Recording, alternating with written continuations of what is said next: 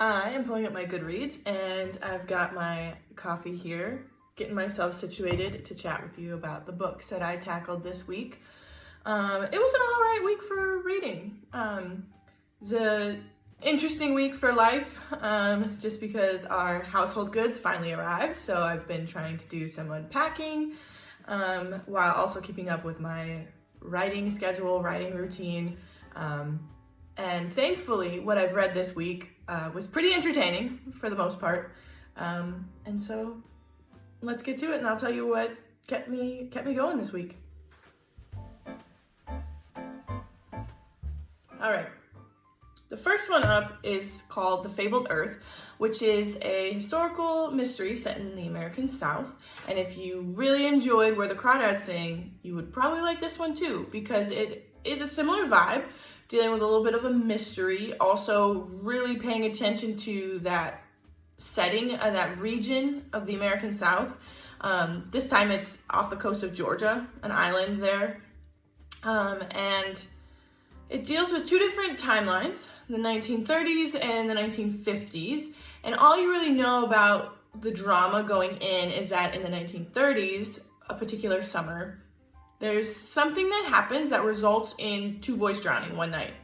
And there's this myth around it, and in the 1950s timeline, of course, people know about it and they talk about it, but it's this myth thing. And so characters who were younger, of course, in the 1930s timeline are still around a couple decades later and have to deal with just some of the repercussions of that summer. And also, it being the 1950s in the South, there are some other tensions and other conflict threads that come about. And so they're dealing with those things too. I personally just wasn't all that invested in the drama from the 1930s, which was just like overhyped and just dramatized, but it wasn't really that dramatic. I didn't think it was that compelling. But the 50s timeline, I thought, did a much better job of giving us characters who had more substance and were more compelling. And particularly, there were two characters, Frances and Audrey. And they, I thought, were really strong in that timeline, and just their dynamic as they get to be friends, as they're working through their own things. Because Frances comes to town after her mother passes away, with specific instructions from her mother, who is connected to that 1930s mystery. And then Audrey is a young woman who is originally from this town. She moved a little away, and then her husband has tragically passed very young, and so she's trying to figure out, like, what am I doing with my life?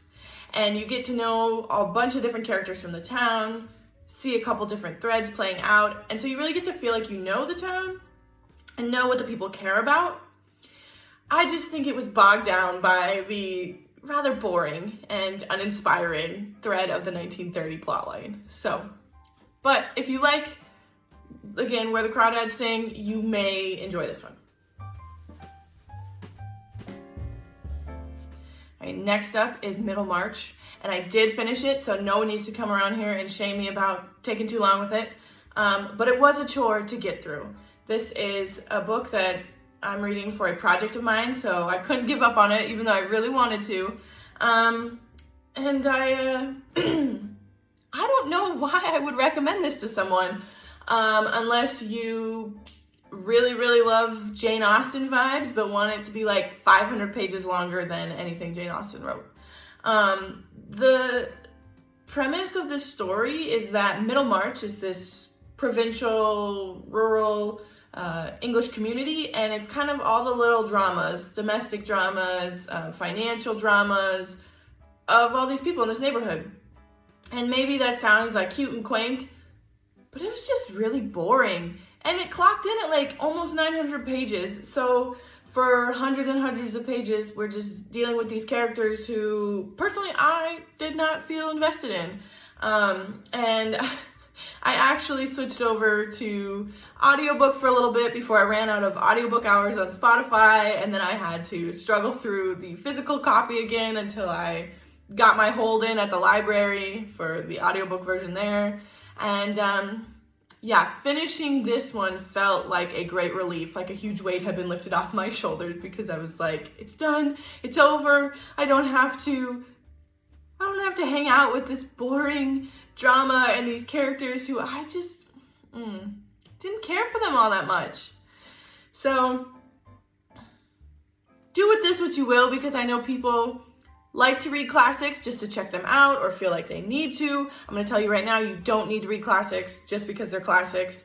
That's a whole other tangent of mine and a project I'm working on, actually. But I'm done with it. I didn't like it. And that's that.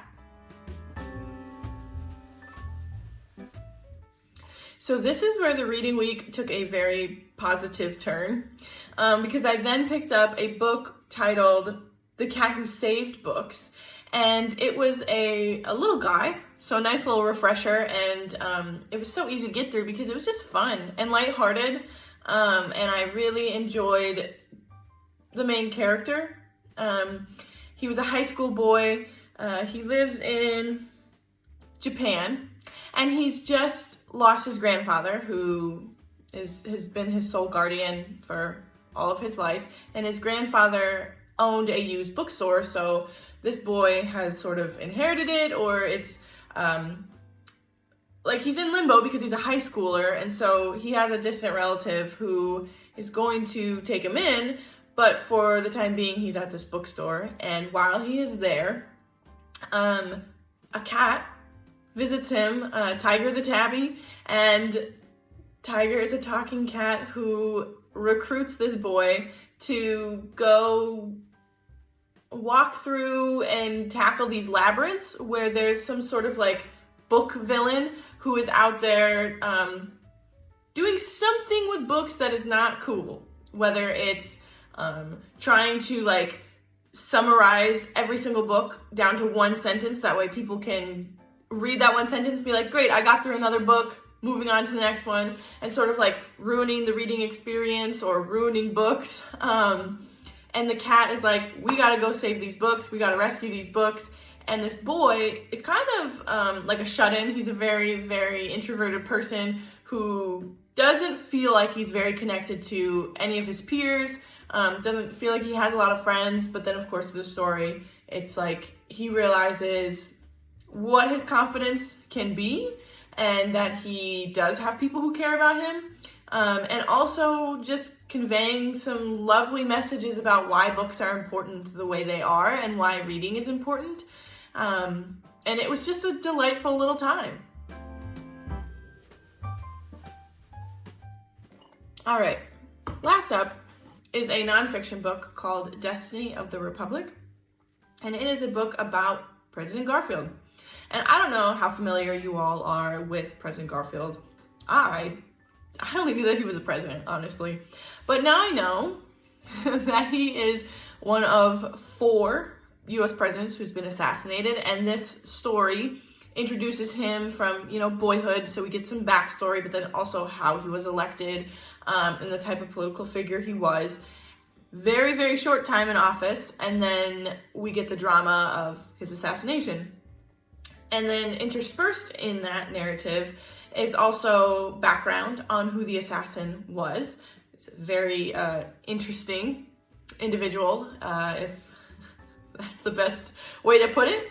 And then also the story was paying attention to Alexander Graham Bell, and then a man whose last name is Lister, and I can't remember his first name, but he was doing a lot of stuff at that time to advocate for like proper sanitation and fighting against germs and infection for patients and just people. But a lot of people thought that he was kooky, and they're like, we don't need to fight against these invisible germs. Those kinds of infections aren't going to be really serious for patients. But of course we know that is really serious. And so it's applying a lot of hindsight in examining Bell's tools and equipment, and then Lister's science and what he was finding, by maybe thinking that, hey, if these people had been paid more attention to, President Garfield maybe didn't have to die. And I think that's an interesting thing to think about, because the book made me curious then about like what might have his presidency been like. but then also Garfield's vice president, Chester Arthur, who then obviously became president. Very interesting to hear about who he was in going into the vice presidency, and then how Garfield's assassination impacted him and how he changed by that. And so it was just interesting, an interesting glimpse into history. I thought it was well written. I thought it was very easy to follow. I learned some things, and I love to learn things when I read nonfiction. So it was just good. I love history so much. And I love when I find historical pieces that I'm like, I vaguely know about stuff, but what's going on here? So that was good. And I would recommend this author in general. I read a different piece of hers last year that was about the discovery of the source of the Nile, the headwaters of the Nile. And I thought that was well done. That was interesting. I don't know what else she has, but I think I'm gonna go check out her bibliography. So if you want to give her a peek too, you've got my recommendation. So going into this new week of reading, I have started Vanity Fair as my next classic, and it's off to an all right start so far. Wish me luck for all the unpacking that my husband and I have to do. I'm hoping that next week I can be doing this video, not in here, but in my library, and get through unpacking all of my books and get my shelves looking all beautiful. So hopefully next week, that's where I will be coming to you from. But in the meantime, happy reading, friends.